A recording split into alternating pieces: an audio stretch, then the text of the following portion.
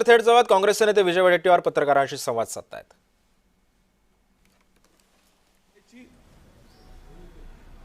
नोंदणी करायची, केवळ नोंद करायची एवढाच अधिकार त्यांना आहे। काल आमचे 2 वकील सुद्धा गेले। काही 6 नगरसेवकांचे प्रमाणपत्र गहाळ झाले निवडणुकीच्या काळात निकाल लागल्यानंतर। त्या प्रमाणपत्रासाठी रितसर पोलीस स्टेशनला मिसिंगची तक्रार दिली आणि ती तक्रार घेऊन आयुक्तांच्याकडून जे निवडणूक निर्णय अधिकारी आहेत त्यांच्याकडून ते प्रमाणपत्र घेतलं। खरं तर प्रमाणपत्र हे कंपल्सरी नाही आयुक्तांना दाखवण्याची, आयुक्तांना नोंदणी करताना देण्याची, पण हे आयुक्त मात्र पूर्ण सत्ताधाऱ्यांच्या ताटाखालचं मांजर झाल्यासारखे वागतायत। या आयुक्त आहेत त्यांनी या प्रक्रियेमध्ये काल वकील सुद्धा उभे होते, हायकोर्टात सुद्धा रुलिंग दाखवलं त्यांनी। आणि तुम्हाला गट स्थापन करायसाठी कुणाचीही सल्ला घेण्याची गरज नाही, फक्त नोंदणी करण्याची आवश्यकता आहे। माणसं प्रत्यक्ष ते आहेत का नाही आणि प्रमाणपत्राची सुद्धा गरज नाही, कारण गॅजेट प्रसिद्ध झाल्यानंतर गॅजेटमध्ये असलेलं नाव आणि ID प्रूफ आणि प्रत्यक्ष व्यक्ती एवढंच तपासून इन कॅमेरा त्यांना नोंद करून घ्यायची आहे। पण आम्ही बघतो आहोत आयुक्ताला कुठला तरी दबाव आहे आणि आमच्या नगरसेवकांना मतदानापासून वंचित ठेवण्याचा कट या आयुक्त रचत आहेत।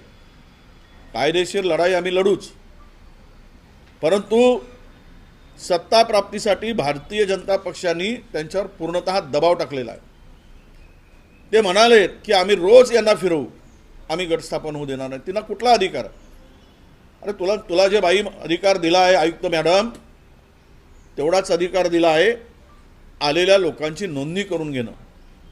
जर तुम्हाला नोंदणी करून मान्यता द्यायची नसेल तर रिटर्नमध्ये द्या की आम्ही हे करू शकत नाही किंवा ह्या त्रुट्या आहेत, ते पण द्यायला तयार नाही आणि नोंदणी करायला तयार नाही। अशा प्रकारची दुपट्टी भूमिका या विभागीय आयुक्तांनी आता घेतलेली आहे। मी आता त्यांना वेळ मागेल, मी त्यांच्याकडे जातो आहे 11 वाजता आणि त्यांना मी विचारणार आहे की तुम्ही मला रिटर्नमध्ये दिल्याशिवाय मी तिथून उठणार नाही। तुम्हाला नाकारायचा अधिकार असेल तर नाकारा, स्वीकारायचा अधिकार असेल स्वीकारा, परंतु ते रिटर्नमध्ये दिलं पाहिजे। ते रिटर्नही देत नाहीत, ते गटस्थापनही करत नाहीत। तुम्हाला बाकीच्या कोर्टात जाण्यासाठी मार्ग मोकळा होतो, पण ते सगळं हँगिंग ठेवलेलं आहे, लटकतं ठेवलेलं आहे। आणि पूर्णतः या मॅडम राजकीय दबावापोटी काम करतायत, हे आता लपून राहिलेलं नाही। या सगळ्यामध्ये गंमत अशी की प्रमाणपत्राचा कुठेही त्याचा एक निर्णय, हायकोर्टाचे निर्णय, सुप्रीम कोर्टाचे निर्णय काल वकिलांनी दाखवले।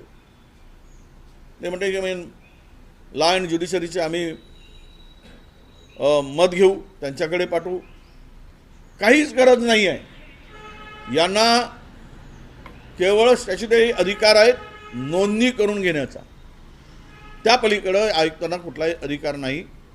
आणि नोंदणी करून ती यादी तिकडे चंद्रपूर महानगरपालिकेच्या आयुक्ताकडे पाठवायचं आहे निवडणूक प्रक्रियेमध्ये सहभाग करण्यासाठी। गटाची नोंदणी करायची आहे हा वेगळा विषय।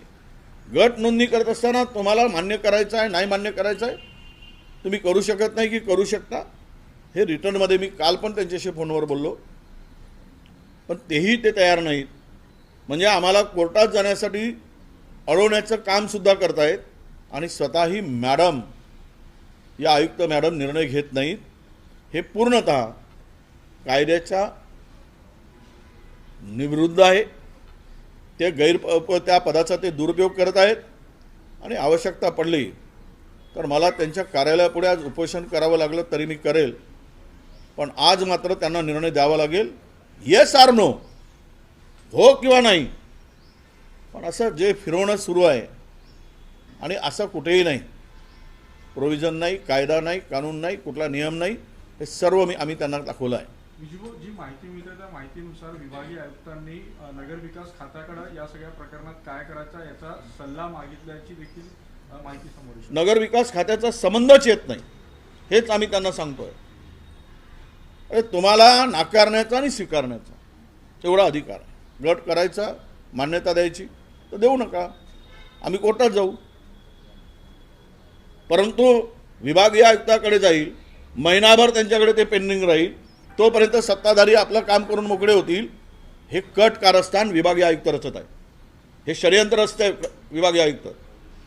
त्यामध्ये कुठल्याही अशा प्रकारचे काही गरज नाही की नगरविकासकडे पाठवायची किंवा लॉ अँड ज्युडिशरीकडे मत घ्यायची. तो यांना अधिकार आहे. यांना केवळ अधिकार काय आहे, आलेल्या माणसांची तुमच्या गॅजेट प्रसिद्ध झाला आहे, त्याच्यामध्ये नाव आहे, ID प्रूफ पहा, नाव पहा, तो नमुना 3 भरून दिलेला एफिडेव्हिट घ्या, नोंदणी करा. एवढाच अधिकार फक्त आयुक्तांना आहे. आधी धानोरकर यांच्या गटाने जे पत्र दिलं होतं त्यानंतर दुसरा तुमच्या नगरसेवकांच्या कालच्या पत्र, असे 2 गट होणार असं काही कन्फ्युजन आहे प्रशासकीय पातळीवर. आणि त्यांना काय कन्फ्युजन करायचं आहे, त्याला काय, त्याचा काय संबंध आला आहे.